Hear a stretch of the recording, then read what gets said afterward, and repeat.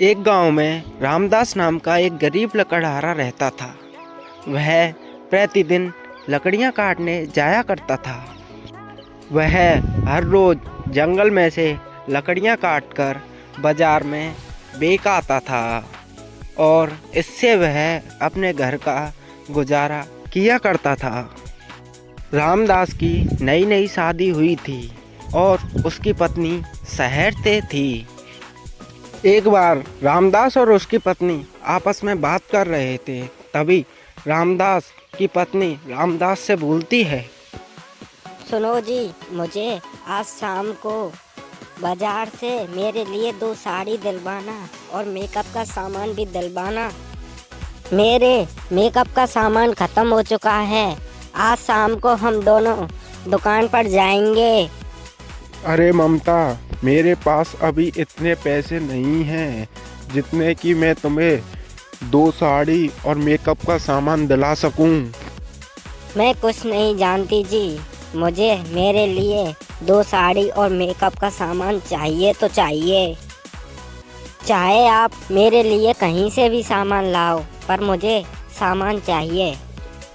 अरे ममता, मैं तुम्हारे लिए कल सामान दिलवाता हूँ ना, 2 साड़ी और तुम्हारे मेकअप का सामान। नहीं नहीं, मुझे आज ही चाहिए मेरे मेकअप का सामान और 2 साड़ी, नहीं तो मैं अपने मायके चली जाऊंगी। ऐसा कहकर ममता जिद करने लगी और थोड़ी ही देर बाद रामदास जंगल की तरफ लकड़ियां काटने चला जाता है। अगले दिन से रामदास बहुत मेहनत करने लगता है और वह बहुत सारी लकड़ियां काटने लग जाता है। रामदास उन सभी लकड़ियों को इकट्ठा कर बाजार में बेचने के लिए चला जाता है। लकड़ियां बेचकर जो उन्हें पैसे मिले थे, वह उन सब पैसों को अपनी पत्नी के लिए दे देता है। रामदास के मन में लालच आने लगता है और वह रोज़ लकड़ियां काटने जंगल की तरफ जाने लगता है। रामदास लालच के चक्कर में सूखी लकड़ी की बजाय गीली लकड़ी भी काटने लग जाता है और वह हरे भरे पेड़ों को भी काटने लग जाता है। हर रोज़ की तरह शाम होते ही वह उन लकड़ियों को बाजार में बेचने के लिए चला जाता है और वह कम दाम से अच्छे दाम में लकड़ियां बेचने लग जाता है।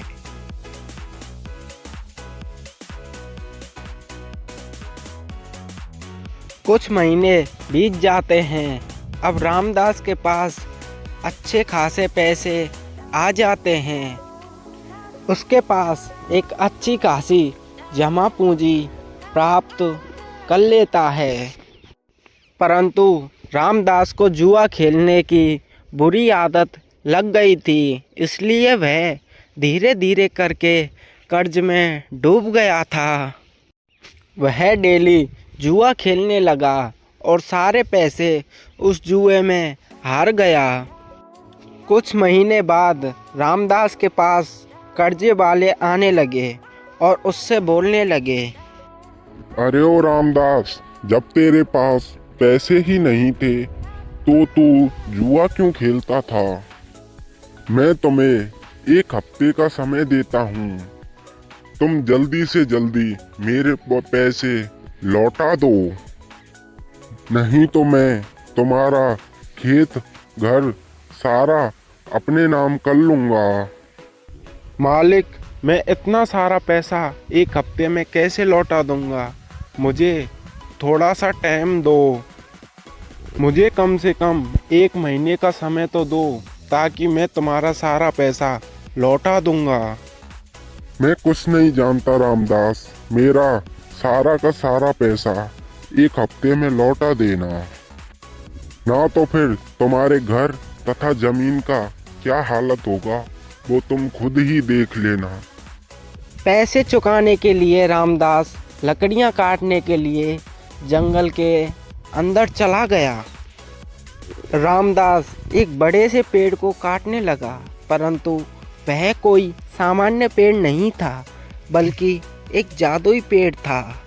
रामदास उस पेड़ को काटने लगा। तभी वह जादुई पेड़ बोला, अरे लालची आदमी, तुम मेरे को क्यों काट रहे हो? हम तुम्हारे लिए हवा, फल, छाया आदि प्राप्त करवाते हैं, तब भी तू हमें क्यों काट रहा है? ये जादुई पेड़, ये मेरी मजबूरी है। मैं बहुत ज़्यादा कर्जे में डूब गया हूँ, इसीलिए मैं सारे के सारे पेड़ों को काटने आया हूँ, ताकि मैं अपने कर्जे को चुका सकूं। हे मनुष्य, मैं तेरे लिए कुछ धन देता हूँ, ताकि तू उस धन से अपने कर्जे को चुका सके और एक अच्छी जिंदगी जी सके। परंतु मनुष्य, तू मुझसे एक वादा कर कि आज के बाद तू कोई पेड़ नहीं काटेगा।